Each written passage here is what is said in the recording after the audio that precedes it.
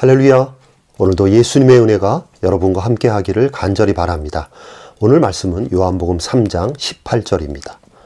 그를 믿는 자는 심판을 받지 아니하는 것이요 믿지 아니하는 자는 하나님의 독생자의 이름을 믿지 아니하므로 벌써 심판을 받은 것이니라. 우리는 지난 시간의 말씀에서 예수님이 이 세상에 오신 목적에 대해서 살펴보았습니다. 요한복음 3장 17절에 하나님이 그 아들을 보내신 것은 세상을 심판하려 하심이 아니요 그로 말미암아 세상이 구원을 받게 하려 하심이라. 그러니까 예수님은 심판이 아니라 구원을 위해서 이 땅에 오신 것입니다. 하나님은 예수님을 통해서 인간들을 구원해 주시겠다는 것입니다. 그런데 오늘 계속 이어지는 18절의 말씀에서 다시금 하나님의 심판을 언급하고 있는 것입니다. 그를 믿는 자는 심판을 받지 않지만 그를 믿지 않으면 심판을 받는다는 것입니다.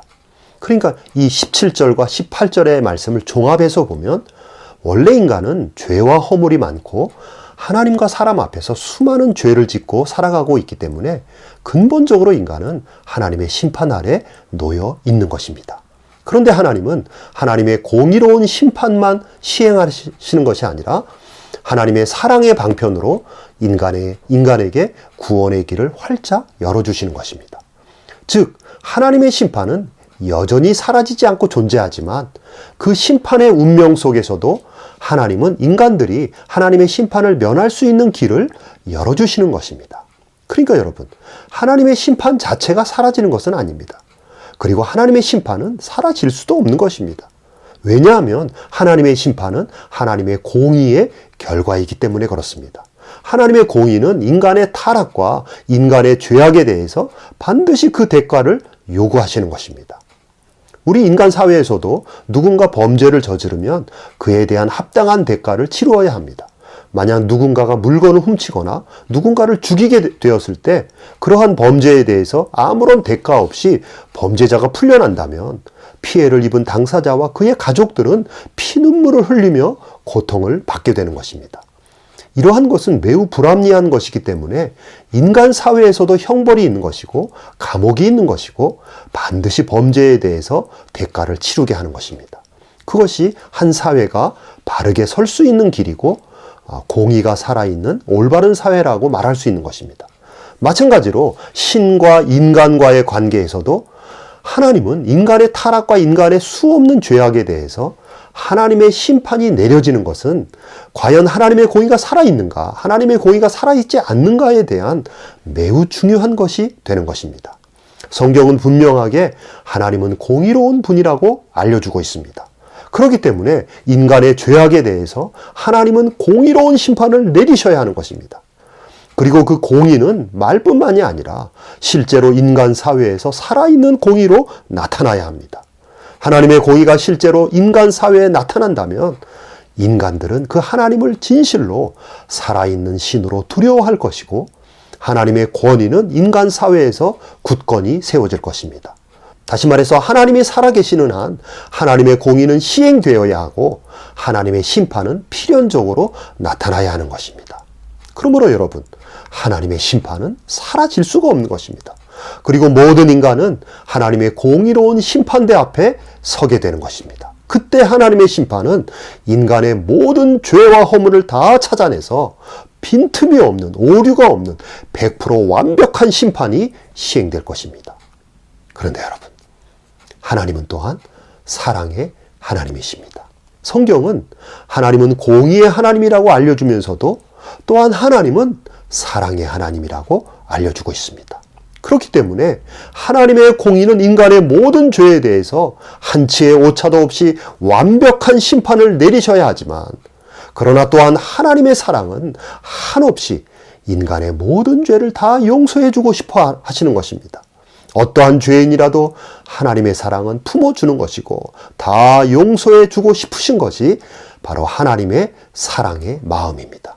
그러나 여러분, 그렇다고 무조건 인간의 죄를 용서하고 인간의 죄를 없었던 일로 한다면 하나님의 공의가 무너지게 됩니다. 그리고 하나님의 공의가 무너지면 하나님이 역시 불완전한 존재가 되는 것이고 하나님이 역시 완벽한 존재가 되지 못해서 성경에서 나타나고 증언되고 있는 전능한 하나님이 되지 못하는 것입니다. 그러므로 절대로 하나님의 공의는 무너지지 않습니다. 바로 여기에 하나님의 공의와 하나님의 사랑의 딜레마가 존재합니다. 그런데 하나님은 인간을 향하신 자신 안의 그 공의와 사랑의 딜레마를 바로 독생자 예수 그리스도를 통해서 해결하신 것입니다. 즉 하나님의 공의의 심판을 자기 아들 독생자에게 내리신 것입니다. 독생자 예수 그리스도로 하여금 인간의 모든 죄를 짊어지고 십자가에 달리게 하신 다음에 하나님은 십자가에서 인간들의 죄를 뒤집어 쓴 그 예수님을 심판하시는 것입니다.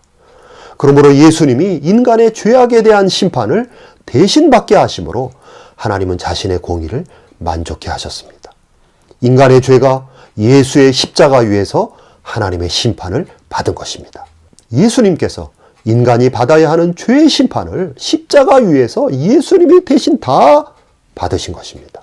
그러므로 자기 아들 예수까지 죽이시면서 하나님의 공의의 심판을 나타내신 것입니다.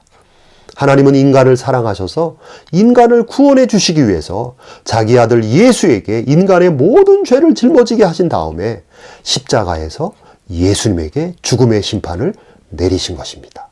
그러니까 여러분, 하나님의 모든 공의가 십자가 위에서 만족되셨습니다.